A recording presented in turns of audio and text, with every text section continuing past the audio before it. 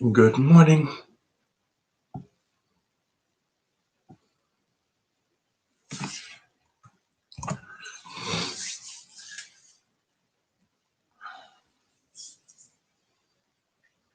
Psychological preparation for sitting in silence. If you have decided to sit every day for 45 minutes in silence, you should make arrangements in such a way that you can sit down for those 45 minutes without there being any claims on you during that period. No sounds addressed to you, no telephone calls or doorbells to answer. Realize the mind cannot help.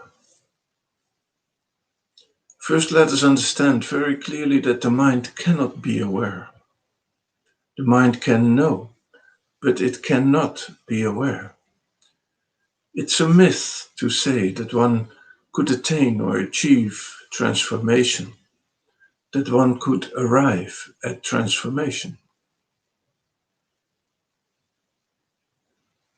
As soon as you concede that it is something to be acquired by the mind in time, you imply that transformation is an object, and your mind is the subject which is going to acquire it or arrive at it.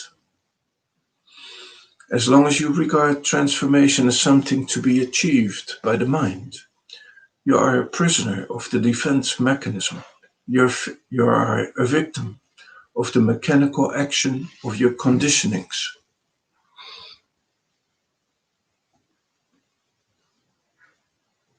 It seems to me that transformation is not something which could be attained or acquired.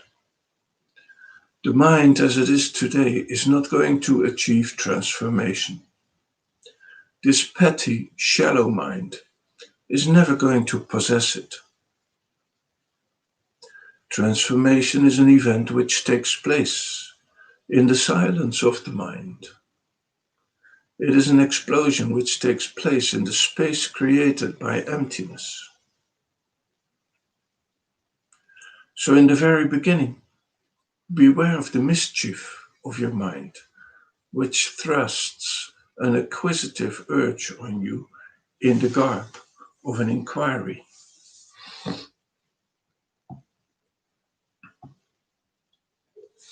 The real content of meditation is the ending of thought and emptying of the conditioned mind. This is something one should carefully look at before one plunges into an inquiry. We have to realize that transformation cannot be the result of any movement of the past, of the ego. The self, the me, can examine with the help of words the realm of the known. Being conscious energy, it can look at itself so that wherever it has to move, it moves elegantly, efficiently, and harmoniously, but it cannot touch that which is beyond time and space. When it comes to that which is unknown, that which has not been created by man, then the movement of thought is absolutely irrelevant.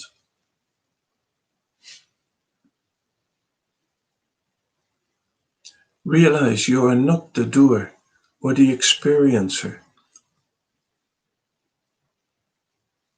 Once we have sat down, then what do? We do nothing. We are now entering into a realm of non-doing, non-experiencing, non-reacting, non-knowing, where you are not going to attain anything or experience anything.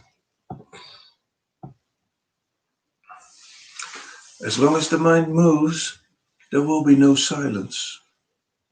The content of silence is the voluntary cessation of mental movement. Even when the mind has ceased to move, there will be silence. Experiencing or experiences will not be possible. There will be no center to experience anything. Awareness is not an experience, for there is no experiencer. Awareness is a dimension into which the whole person grows, lives, and moves. In the state of silence, time comes to a standstill. The tensions and pressures of thoughts and feelings are no more there. One is in the empty space within. We're conscious of the space outside the skin because we see it around us. We see the nothingness, which is the content of space outside the skin, and we recognize it. But there is much more emptiness within. Emptiness in each cell of the body. The content of silence is being in the inner being, immersed in the inner space, uncluttered by the center as the me and the I, which will divide life into the me and the not me. In that state, experiences are not possible. As long as there are experiences, as long as there is an experiencer, whether you take experiences on the physical and call them sensual experiences, or you take extrasensory perceptions and call them transcendental experiences, it's all the same. Only the field of experience has changed. The dimension is the same. It's the mental dimension. It's the dimension of the known. The invisible is as much known as the visible.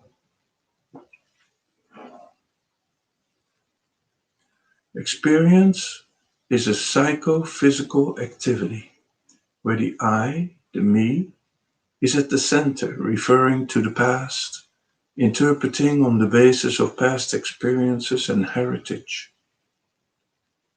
It is not silence. You may sit quietly, peacefully, and stimulate experiences through a mantra, through concentration. But please realize that the quietness and peacefulness and the experiences arising from that have nothing whatsoever to do with silence.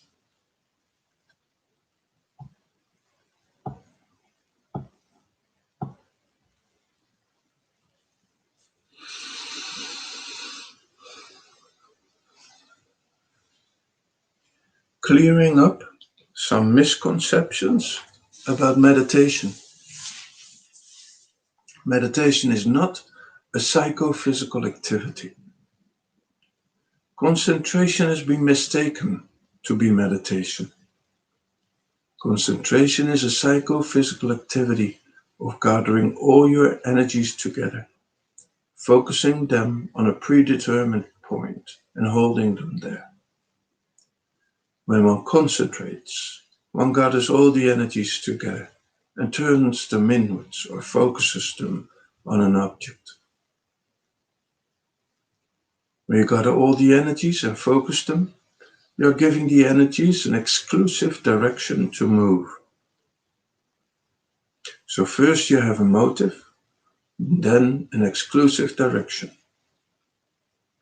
The motive provides the impulse and the direction. The impulse pushes you towards the unit of concentration. Since childhood, we've been trained to have motivations. Motivations and the idea of reward or punishment goes into the very upbringing of a child's psychology. And so the person moves only when the self is going to get something back. That is what we have been taught. Concentration is a very useful technique for developing all the faculties of mind. One who can gather the energies of the brain together and sustain the focusing in space and time upon a predetermined object develops the mind. The moment you gather all the energies together, there is much more energy than when the energies are diffused in various directions with various mutually conflicting motivations. But here, there are no motivations except the one of concentration. So the conflict and contradiction among motivations disappears. Then the energy that was diffused and scattered in many directions, that energy comes back to the source and moves only in one direction. This vitalizes the mind. It sharpens the perception and many latent powers, not only of the cerebral organ, but of the whole physical structure, they develop, blossom, and flower out, and begin to express themselves. This is all the result of concentration. In India, it has been called dharana, to hold, to contain, to hold, to contain. It strengthens. It is an activity having various techniques and methodologies. There is concentration through the optical instrument, where you focus your eyesight on an object and hold it there, or through the auditory instrument, where one focuses the intention and energies on a mantra, enveloping oneself in the vibration of certain sounds.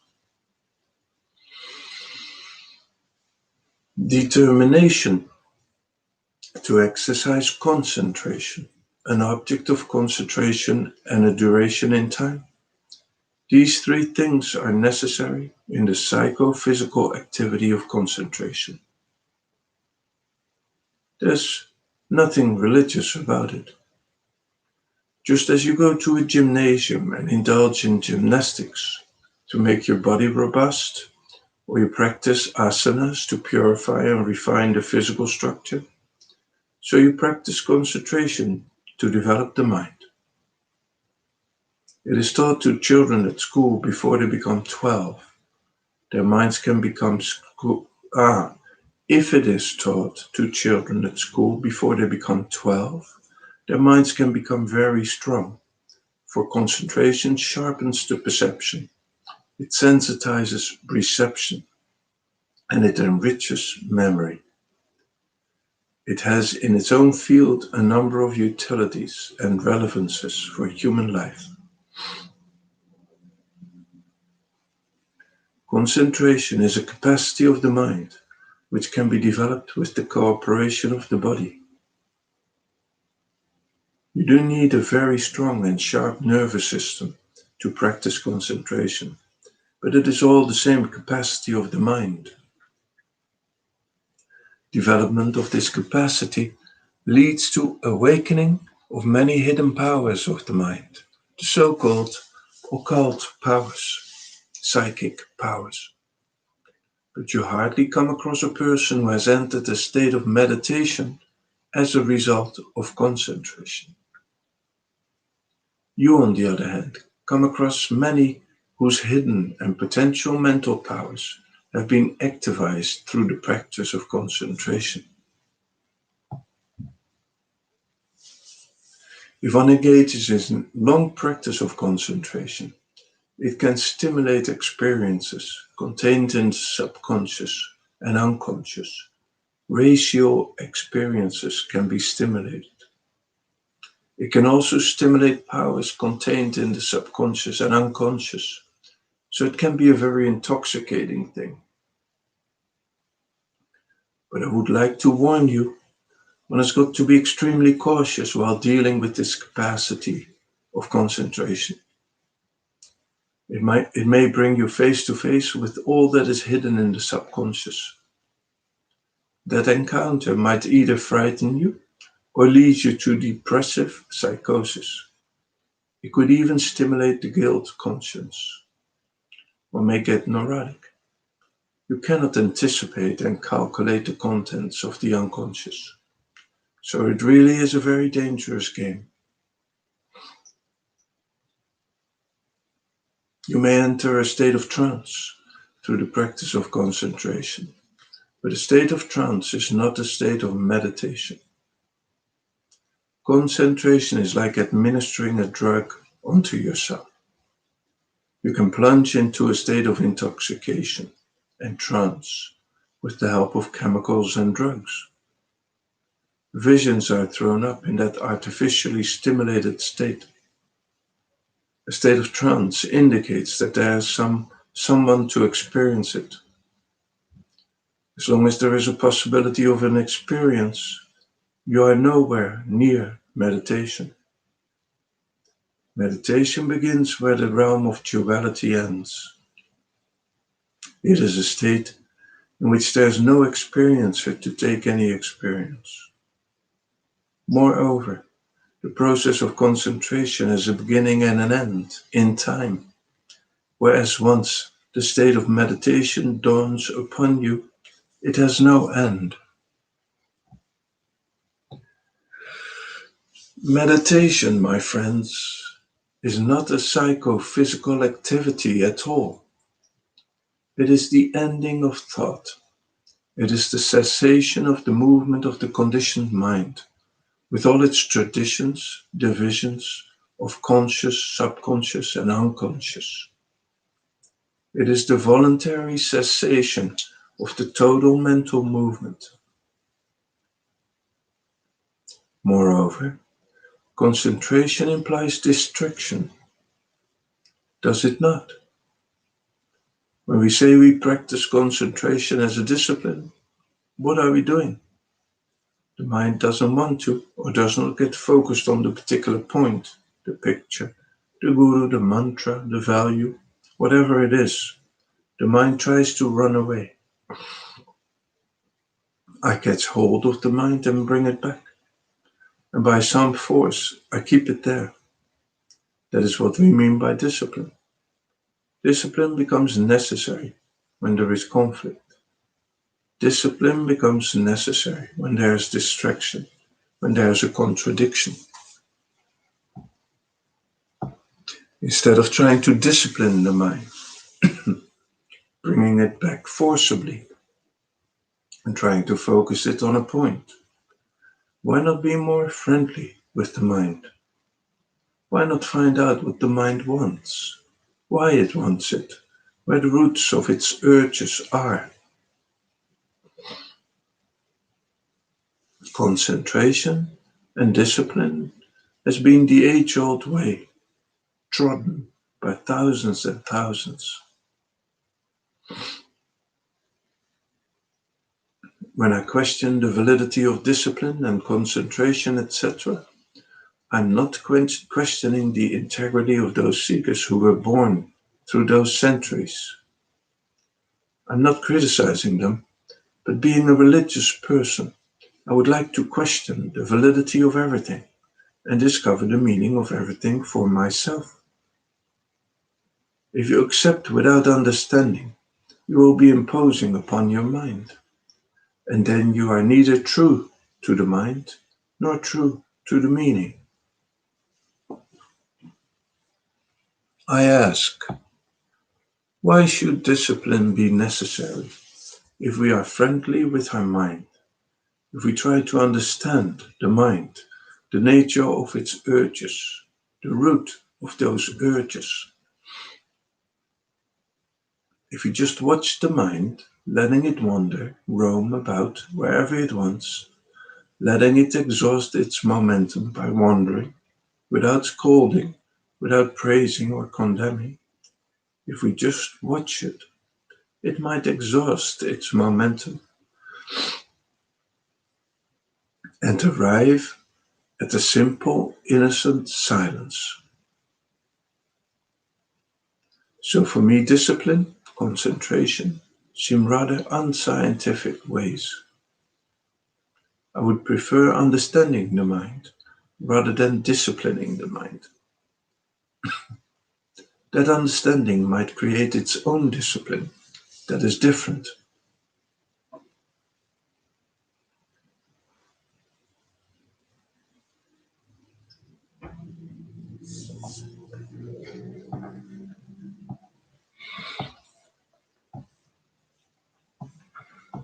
Meditation is not functioning through the I consciousness. One who is interested in retaining the I consciousness as the center from which one wants to function will ill afford to turn to meditation, which is a drastically new way of living. We're not only used to functioning from the center of the me, the ego, but we are addicted to this center. We feel that it is the only way of functioning. We have vested interest in retaining the me, the ego, because a sense of security has been constructed around this center. The pleasures and the pains that one has to go through while functioning from the center of the I are welcome. They don't matter, because this moment they may give pain, but the next moment there's a possibility of pleasure. So as one is willing to go through the humiliation of pain and the agony of hurt and wounds with the hope of having pleasure in the next moment or the next day. The functioning through the center of the I not only gives security, it also has the sanction of society. It has the sanction of millions of years behind it. We have vested interests in the retention of the me as the center from which we perceive and say, here is the me, and here is the not me. And we should see this clearly to ourselves. Our sense of relationship requires the division of life into the me and the not me.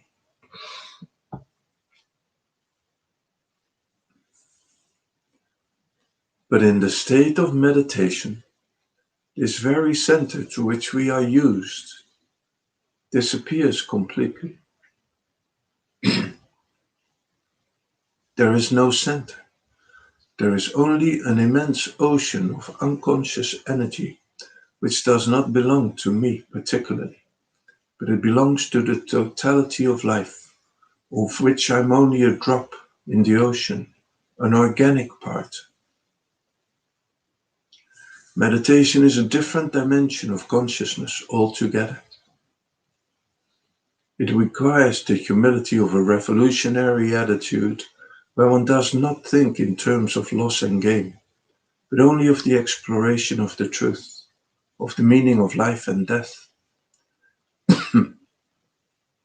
Meditation is a drastically revolutionary way of living, where the very center of functioning changes. Even there is no center at all.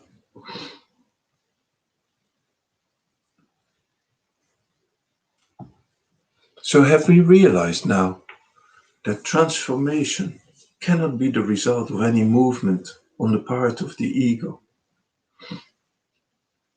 The me is capable of looking at its own mechanism in operation. It is capable of creating an order, a harmony, but it cannot touch that which is beyond time and space. When it comes to that which is unknown, that which has not been created by man, then the movement of thought is absolutely irrelevant.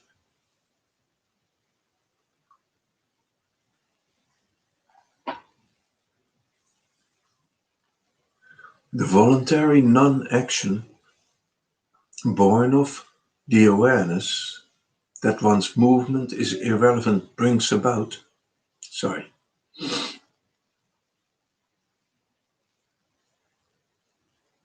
the voluntary non-action, born of the awareness that one's movement is irrelevant, brings about total relaxation. In total relaxation, there's freedom from the past. Total relaxation results in stepping out of the stream. It is the biggest step that one can take. The known stops moving and there's the breath of freedom. Then that unknowable inner space where life, not man-made, but totality of life operates upon you, upon the thought structure, upon the nerves, upon the body.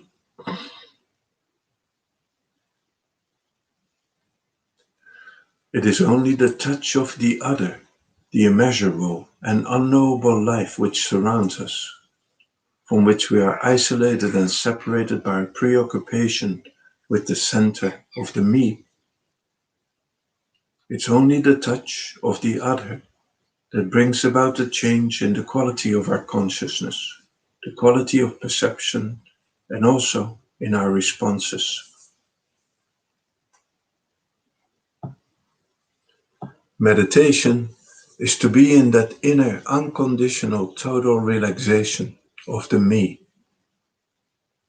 It is the freedom from the clutches of the me. It is to be in the silence so that the other operates. It uses the me. It uses the knowledge, the experiences, all the talents, physical and psychological, harmoniously with an inner orderliness.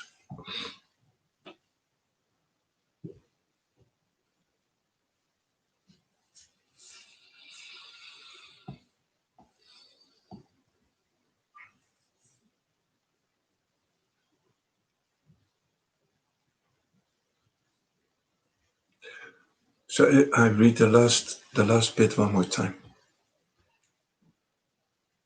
Have we realized that transformation cannot be the result of any movement of the ego?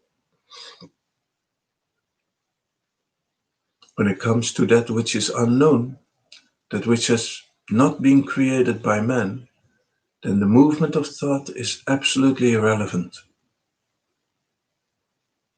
The voluntary non-action, born of the awareness that one's movement is irrelevant, brings about total relaxation. And in total relaxation, there's a freedom from the past. Total relaxation results in stepping out of the stream. It's the biggest step that one can make. The known stops moving, and there's the breath of freedom. Then that unknowable inner space where life, not man-made, but the totality of life operates upon you, upon the thought structure, upon the nerves, upon the body. It is only the touch of that other, the immeasurable and the unknowable life which surrounds us, from which we are isolated and separated by our preoccupation with the center of the me. It's only the touch of that other that brings about a change in the quality of our consciousness, the quality of our perception, and also our responses. Meditation is to be in that inner, unconditional, total relaxation. It is the freedom from the clutches of the me. It is to be in the silence so that the other operates. It uses the me. It uses knowledge, the experiences, all the talents, physical and psychological, harmoniously with an inner orderliness.